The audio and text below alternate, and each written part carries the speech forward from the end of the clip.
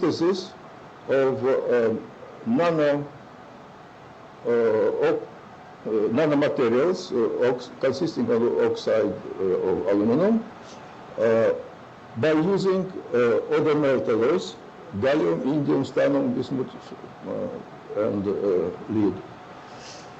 So all porous monolith aluminum oxyhydroxide materials possessing properties very close to classic aerogels, but fundamentally differ in the method of the synthesis.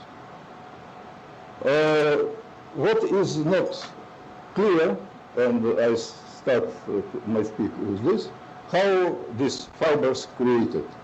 There are some publications, but I disagree, because it was proposed that it's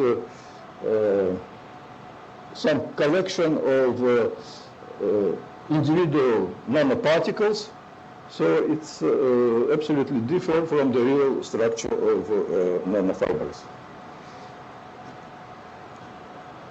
And so we declared a fundamental problem of physical chemistry. It's a phenomenon of aluminum oxyhydroxide nanofibrils formation and growth in the aluminum water system. So it was confirmed that isolated fibers are growing of oxyhydroxides. This is also obtained on alloy. But what is more important for further presentation, nucleation formation and degrowth of aluminum oxyhydroxide with diameter 5 nanometers during the oxidation surface of metal aluminum alloys with water vapor in the very wide temperature range. We studied this process with a colleague from France, from Obninsk, and from Moscow. So general conclusion, mechanism of formation and around degrowth of the nanofibers of aluminum oxyhydroxides and hydroxides in aluminum water system still remains as unsolved fundamental physical-chemical problem. So it's most interesting for me. So part one, results and experimental study of the mechanism of formation and the growth. It's an experimental study.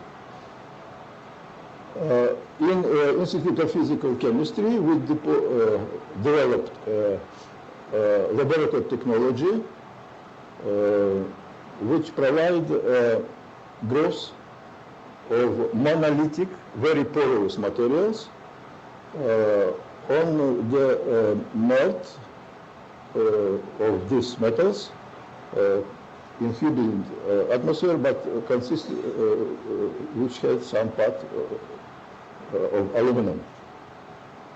So monolithic highly porous blocks were obtained with a 3D structure, which the structure formed with oxyhydroxide nanofibrils. So I will use PMOA. And the nanopowders, it's if you destroy this monolithic structure, so you have some powder which is consisting of fragments of nanofibrils. So this is a way to grow. It's inside melt, inside alloy. If you have bubbles here, so growing porous monolith push out alloy, very dense alloy with heavy metals. But this structure is very porous, and it's surprising that they can push out the alloy around. And it's also was possible to grow on the surface, but technology we use, it's method 3. We take a pure aluminum foil, we deposit mercury on the surface, and after this we start to grow porous monolith, and we precisely control the shape of this growing material. So oxidation reaction is very simple. I will not discuss it. Oops. Oh, no, that is, okay, sorry. So the equipment we use, it is a classic climatic chamber, so it's air with controlled humidity. Here you can see the cooler where we put the plate of aluminum. So it's a growth of PMOA, monolith. What is important to note, the size, it's 10 by 10, in this case, 10 by 10 centimeters.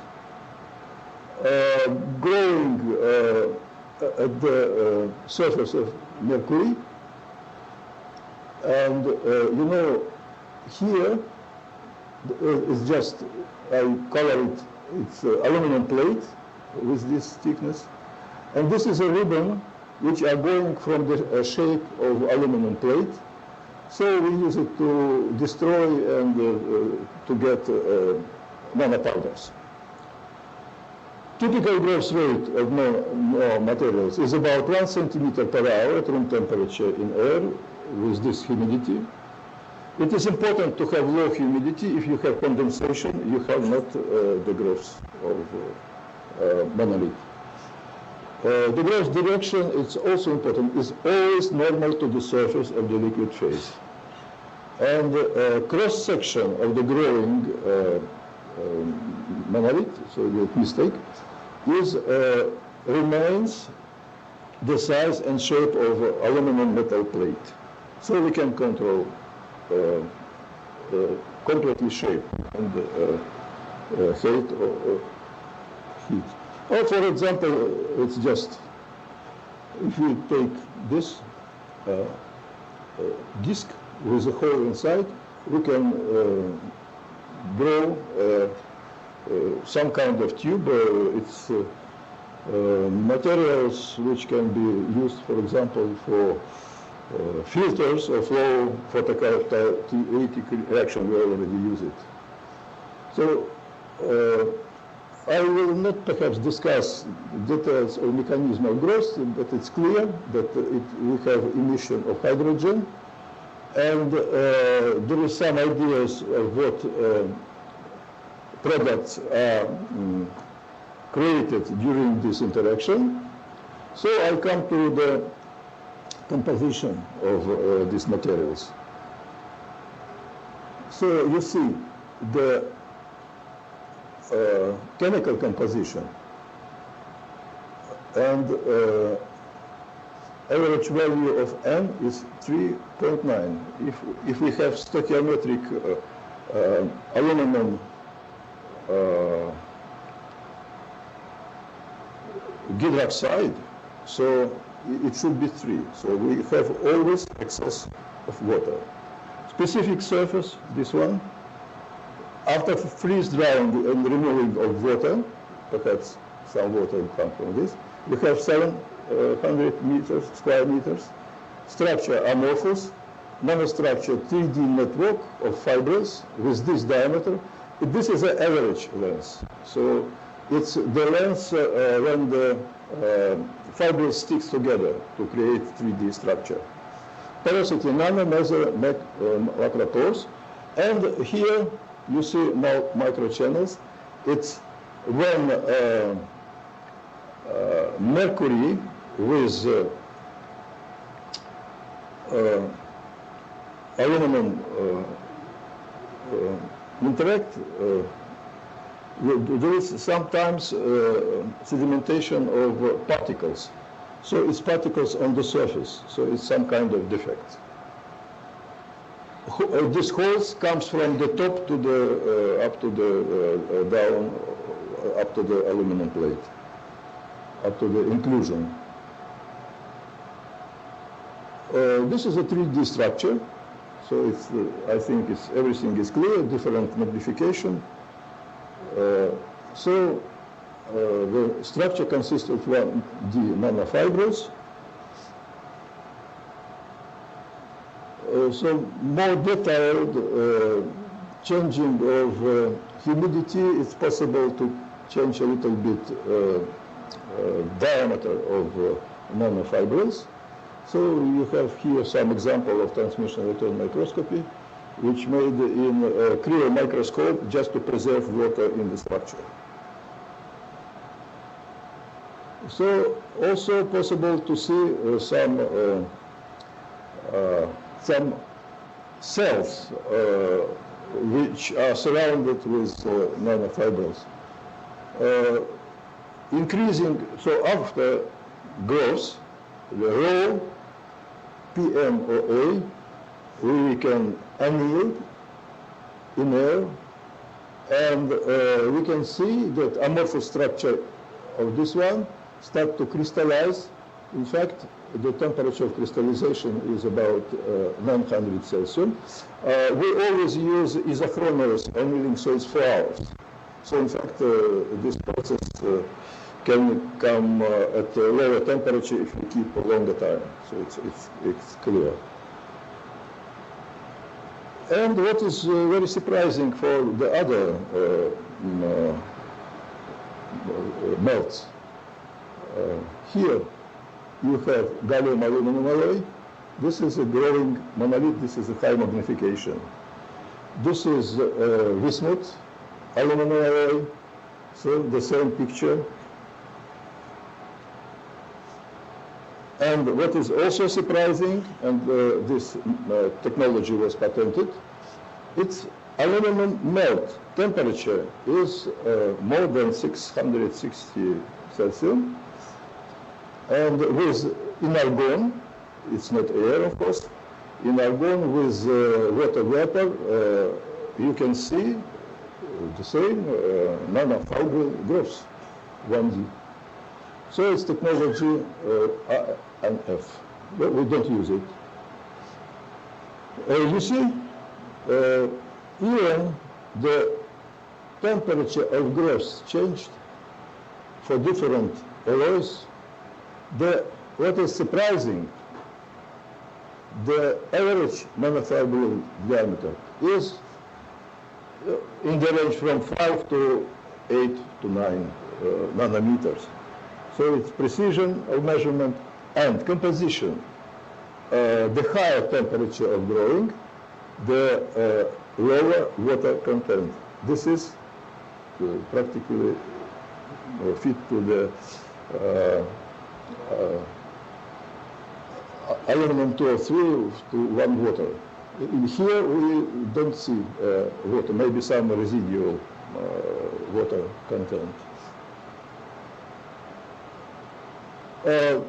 Perhaps I will not discuss too much the structure, but what is necessary to understand is how to create the product of hydrolysis and oligomerization of alumina water system. Nuclear magnetic resonance studies have shown that we have in these materials octahedral surrounding, pentahedral and tetrahedral, but I think it's some kind of defect. So it's octahedral surrounding, and it could be connected 1 to 3 possible way to make a change. There is other thing which also was discovered. So we are approaching, to Bunit structure, very well known structure of alumina water compounds.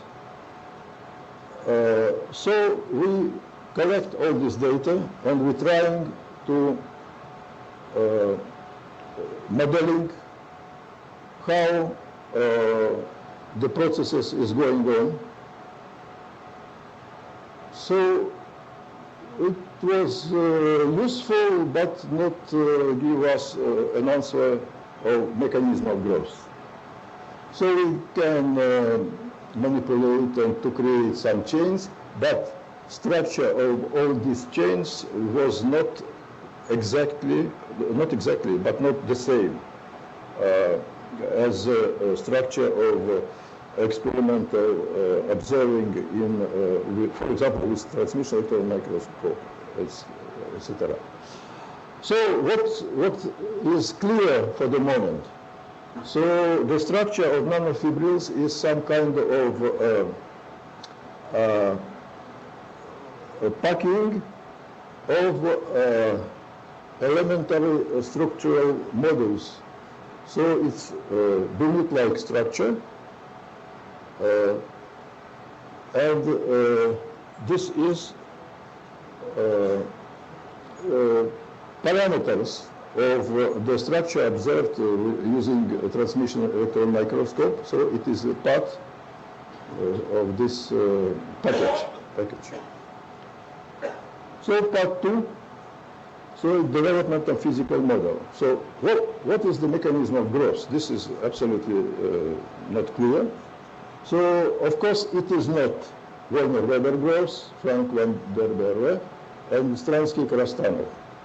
So it's not this. And of course it's not liquid vapor solid growth similar to this, because it grows completely opposite. The fiber growing from the bottom up and not from the droplets on the top of the fibril. So we were thinking what is going on and how the surface start to create sites for growing. After long discussion, we come to conclusion that reaction definitely is going on the interface between liquid alloy and oxyhydroxide products on it. But this is, okay, it's amorphous and not structured, but why on this part it starts to create structure of nanofiber? It's not clear. So Mikhail Sorokin, our colleague, proposed use, or no, why it's not started. So there is animation, no, it's not started. Okay, well, so I can't show you, I don't know why it does not work. So if you start from a flat, thin layer on the mercury aluminum alloy, so with time it's become like this. There is a video on a laptop. Can I play separately from there? This one, you can. Yeah. Oh.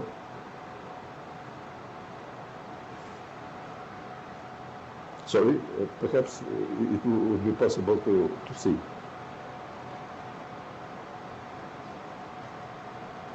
Oh, you miss. No.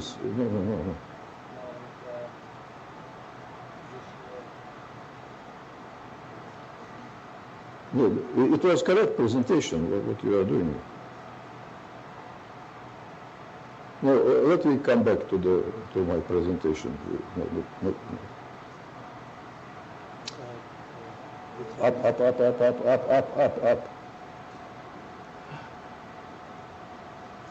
No, don't touch.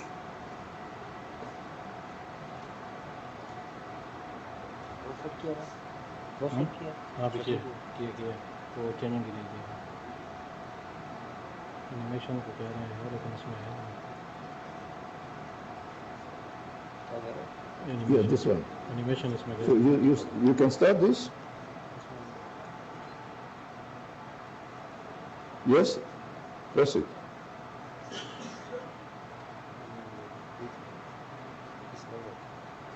Right.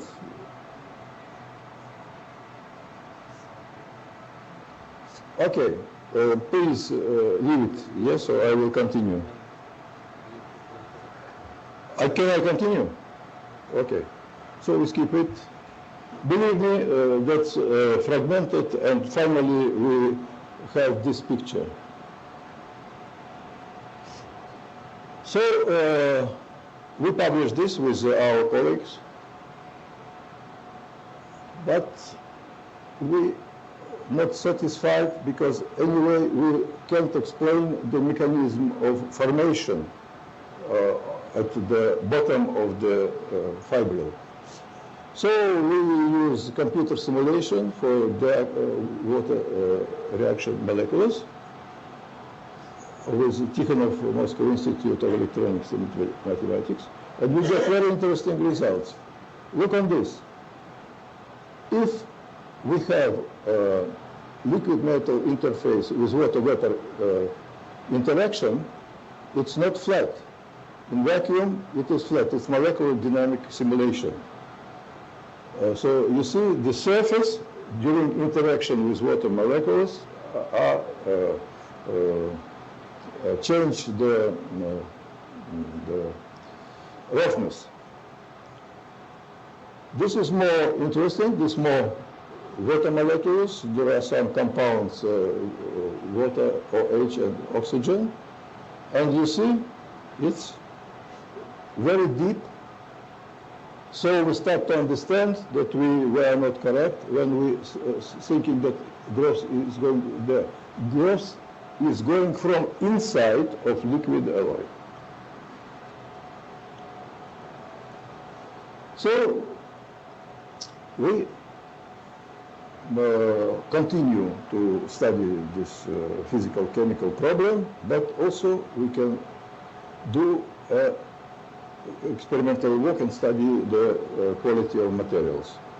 What is very interesting, it's if we make high temperature annealing of these materials, materials preserved the shape.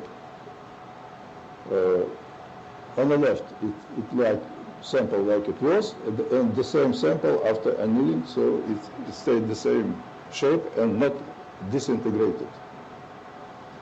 So what is evolution? So after annealing, we significantly change the shape of fibrils. They become thicker and diameter is increasing, so they become like ellipsoid shape. Also, it's evident that we can see direction of growth of nanofibrils even after annealing at very high temperatures. So this is correct. It's phase transformation. It's going on correct in nanosystem. But this is most important for technology use. Here you can see the PMOA material grown on aluminum plate with the holes. After annealing, it's decreased the size, but the shape of the relative sizes are preserved.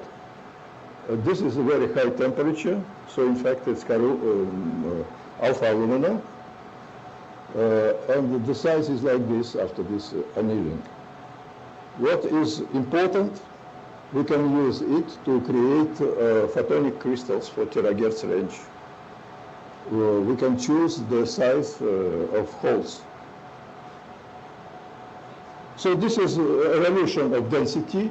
You see, it's from 0.02 to 2 in wide temperature range.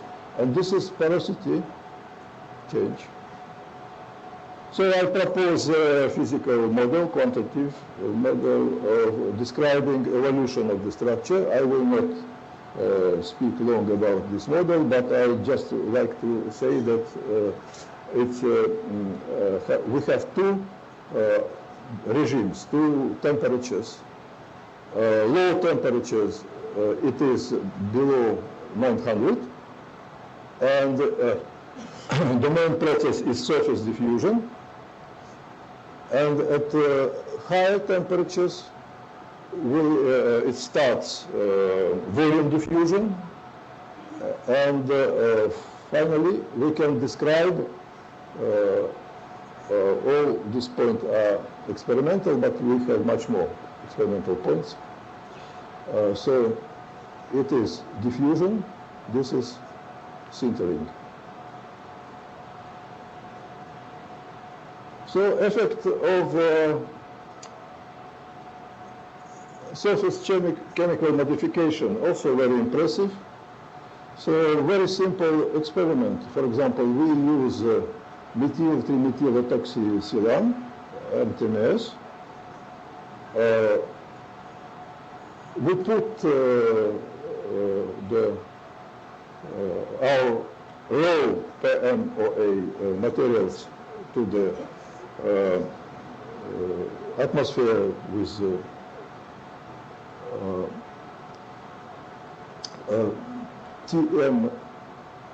MTMS vapor, and you see after annealing the same structure in the beginning. We have two very different materials. It's happened, so we just compare the density of materials, so it's significantly different. And also necessary to remark, during isochronous annealing, the phase transformation is also delayed about 300 Celsius. I will not discuss this, it's complicated, but you see, we have a CO2 layer at the surface, and this layer prevents surface diffusion, so nanofibrils longer time during annealing can keep this shape. So CO2 works like inhibitor of surface diffusion. So all these properties motivated to make application research. So what is important that we can control such parameters like chemical and chemical and structural phase composition, the electric and magnetic properties, of functional properties that open new possibilities for infrared terahertz range optical devices, and waveguide structure, it's already done, metamaterials for antennas arise, photonic crystals, and nonlinear optical media. So chemical modification of PMOA, a very simple process. We already test all these oxides. The process is impregnation of PMOA with liquid, with solution of nitrates of metals, drying, annealing at this temperature to decompose the nitride oxide, cooling, weight measurement to know how many materials we introduced, and it's possible to repeat to get necessary composition. This is just an example of cerium O2 particles on the surface of alumina fiber. So we have also some kind of epitaxy here. This is nickel particles on PMOA material.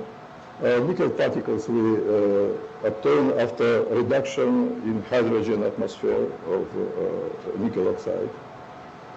This is a technology that was proposed by colleagues from the National Center of Research in France. It's metal-organic decomposition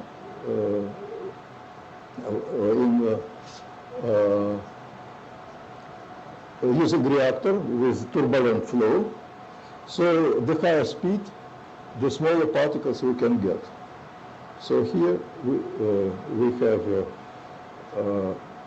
size distribution, and this is in fact the control, the process which was controlled by the Reynolds number of flow. So this is pictures show the nanoparticles of titanium dioxide, and these materials were used for photocatalytic antimicrobial activity of nanocomposite. This one, under action of radiation, so it's published. Idea is that we have porous material, so we can make a flow even with bacteria, and if we have a light, so the atomic oxygen, which produced in interaction of light with CO2 in water, so they destroy the shell of bacteria. So it's in Russian version here. Also, we did some materials which are interesting to get,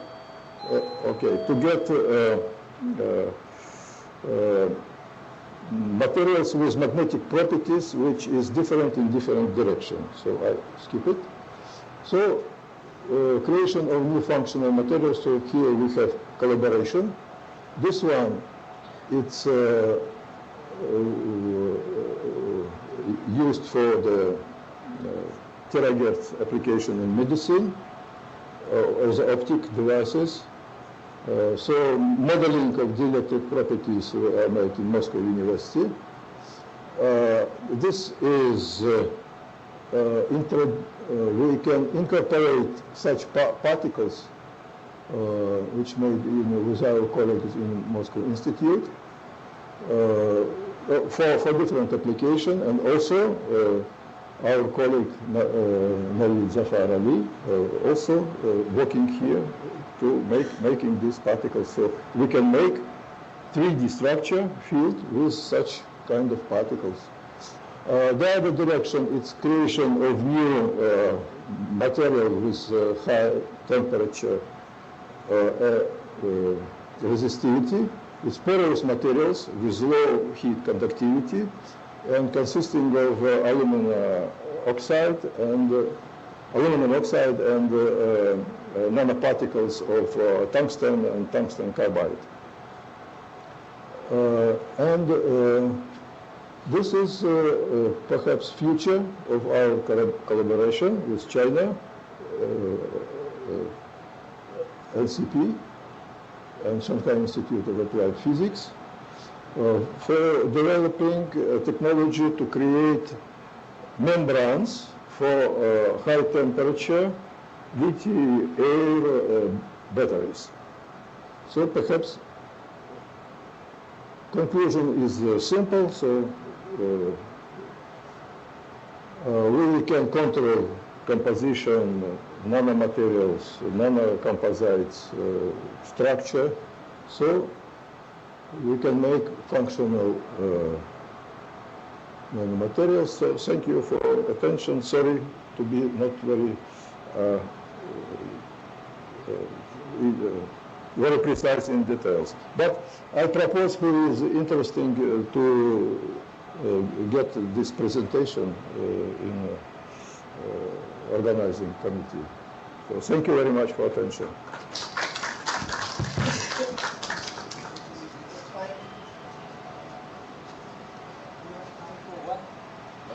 Quick question, please.